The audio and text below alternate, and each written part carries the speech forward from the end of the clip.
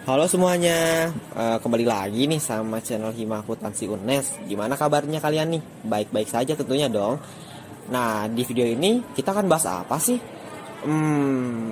Kalau dilihat dari judulnya sih, kayaknya kita kali ini akan membahas mengenai klasifikasi instrumen keuangan.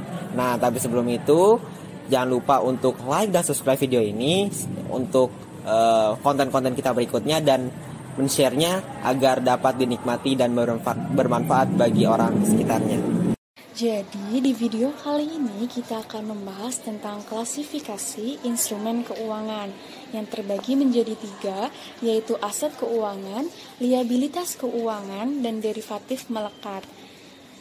Yang pertama, klasifikasi aset keuangan berdasarkan PSAK 71.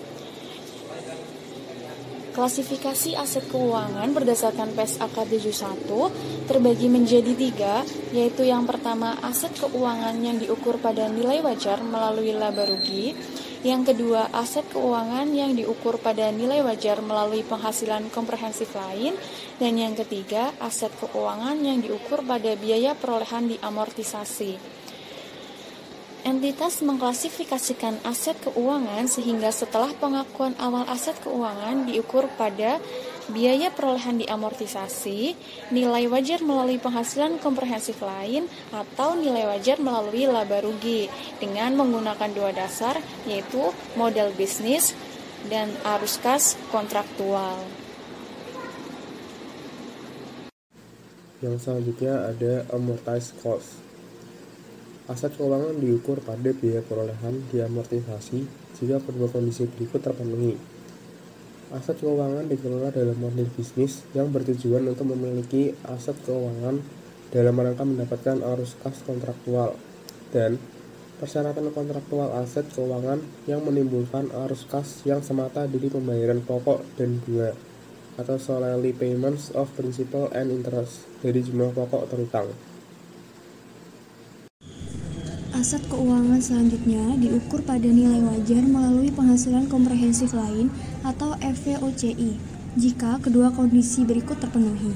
Kondisi yang pertama, aset keuangan dikelola dalam model bisnis yang tujuannya akan terpenuhi dengan mendapatkan arus kas kontraktual dan menjual aset keuangan. Kondisi yang kedua, persyaratan kontraktual dari aset keuangan tersebut memberikan hak pada tanggal tertentu atas arus kas yang semata dari pembayaran pokok dan bunga dari jumlah pokok terutang. Aset keuangan atau FVTPL. Aset keuangan diukur pada nilai wajar melalui laba rugi, kecuali diukur pada biaya perolehan diamortisasi atau nilai wajar melalui penghasilan komprehensif lain.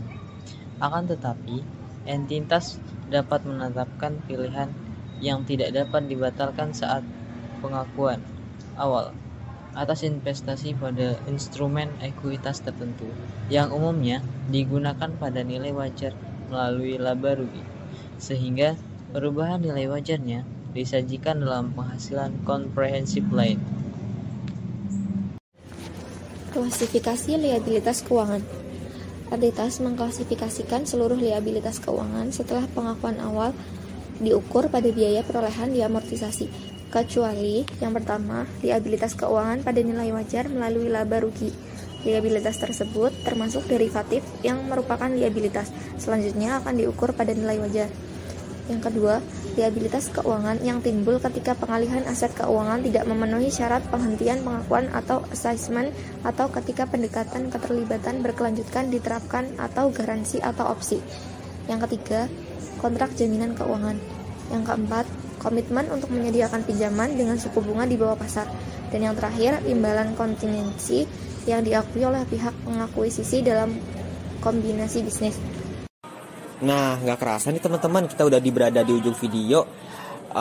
Semoga video ini dapat membantu kalian semua ya dalam mengerti mengenai klasifikasi instrumen keuangan. Dan jangan lupa nge-share video ini agar teman-teman kalian juga tahu apa yang kalian tahu hari ini. Sekian dari Hima Akuntansi UNES. Semoga video ini dapat bermanfaat bagi kalian semua. Terima kasih.